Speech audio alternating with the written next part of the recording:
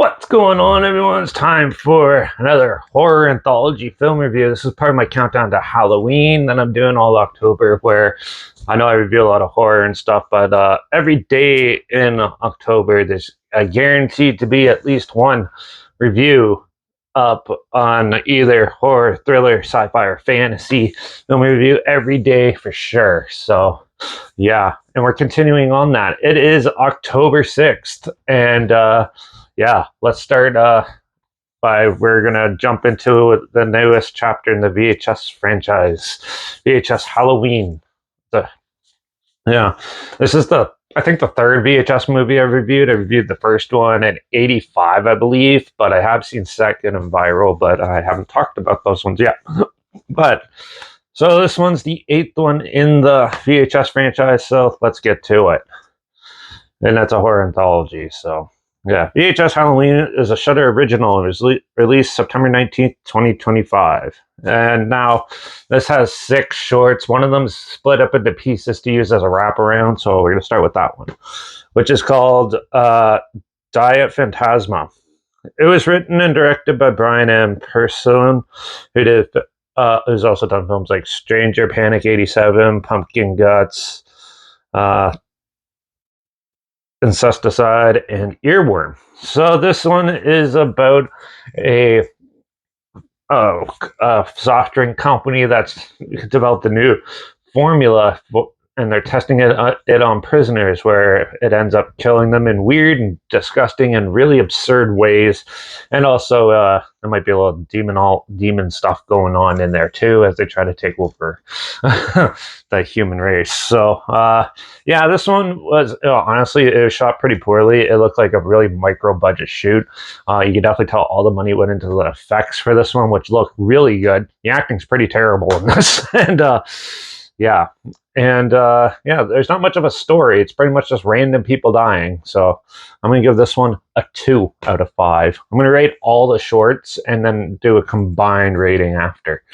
So yeah, first main short is called Coochie Coo, which is written and directed by Ann Zelovic, who did Appendage and Appendage 2 and Shorty. So this one was actually very creepy and very well done. It's well shot and stuff. So this is sort of like a found footage short, where two older teen young adult girls are trick-or-treating, and they go to this really obscure house with glowing lights to go in it, thinking that they didn't have that they missed it. So they go, and basically no one answers the door, but then they see a hand pop out of a basket of candy, and it lures them in the house, where they end up getting trapped and uncovering an unspeakable horror living inside. So yeah, it's a pretty basic found footage premise. It definitely borrows a lot from like Quarantine and films like that, Rack, and all those type of films. And it does have a lot of gross out stuff in this one. Now the effects in this were really well done. The acting's pretty good in this. The cinematography's not too bad, with the editing done really well too. And besides the stereotypical glitchy camera blips that obviously would never happen in these days, and it's just an editing trick that they use, which is really freaking annoying in found footage movies, because cameras don't do that anymore, unless you believe in paranormal stuff, then it might. But yeah, but overall I thought this film was actually pretty well done, and it has a really creepy little story to it. So I'm going to give this one a 4 out of 5. I actually really enjoyed it. The second main short is called Utsupra Sinfala, which was written by Alberto Maria and co-written and directed by Paco Plaza, who he actually did Wreck 2, Wreck 3, Veronica, Sister Death, and The Bargainator.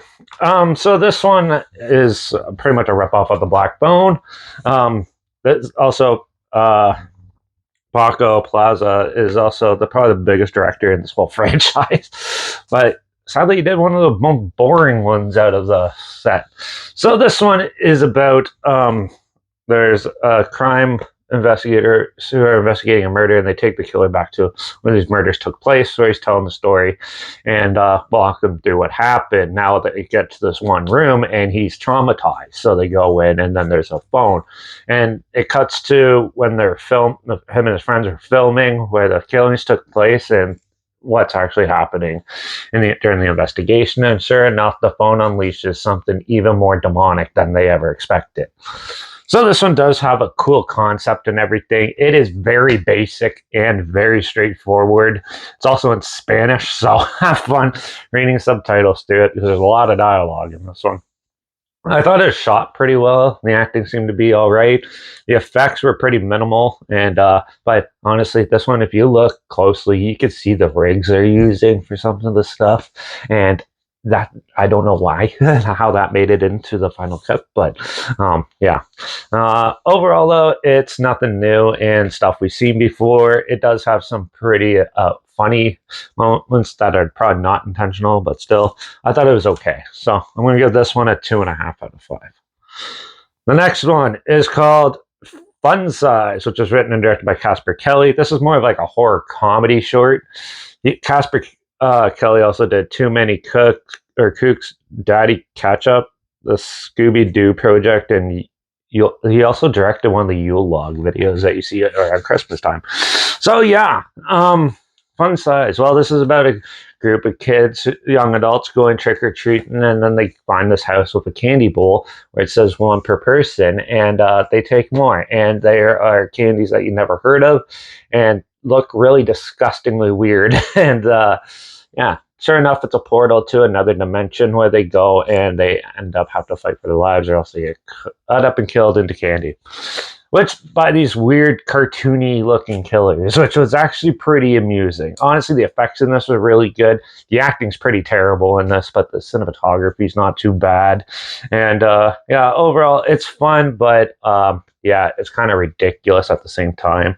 And in the end, it has a lot of the same stuff as other movies, so there's nothing really new with this one. So I'm going to give this one a 2.5. Then we got Kid Print. Now this one was a very dark one. It was written and directed by Alex Ross Perry, who did films like Her Smile, Queen of Earth, Permanent, and Listen Up, Philip. So this one is about electronics owner, and he walks you through the shop filming kids getting excited to go trick-or-treating, but there is a child killer in the town that's it. So the whole town's on lockdown for Halloween. So they have this one event in the middle of the day in the middle of a park surrounded by cops. And yeah, but kids and teens are still going missing. So the cops ask them to get the videotapes so they could try to get clues. So it goes back to his electronics shop and uncovers the ultimate horror ever and ends up getting involved in it. This one was very dark. It's sort of like a snuff film. This one I actually thought was pretty interesting, though. It definitely leans way more into film territory that people try to avoid, which is killing children and stuff. But boy, do they show you it. The gore effects in this are really good. The acting's not too bad. The cinematography is pretty good. The music works really well. Music works really well throughout this whole movie. So yeah, but yeah. So Kid Print, it's your typical killer thriller, just with children instead of adults. But still, it was still pretty amusing, pretty well done, and pretty disturbing. So I'm going to give this one a 3.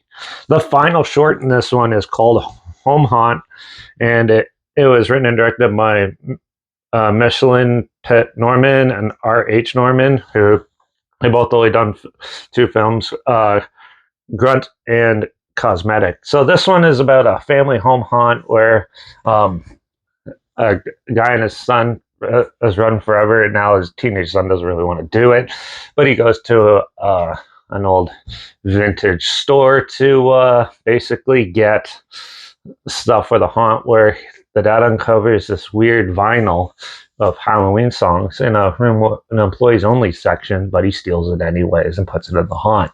Now he takes the whole town in, and sure enough, the record brings the haunt to life, and all the monsters start killing off the people visiting the haunt. This one was actually pretty fun.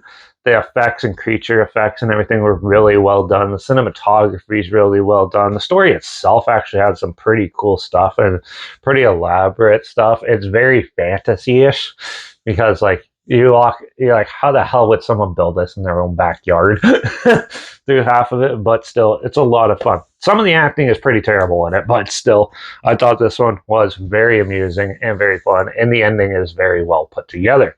So I'm gonna give this one a 4. So those are all the shorts for VHS Halloween.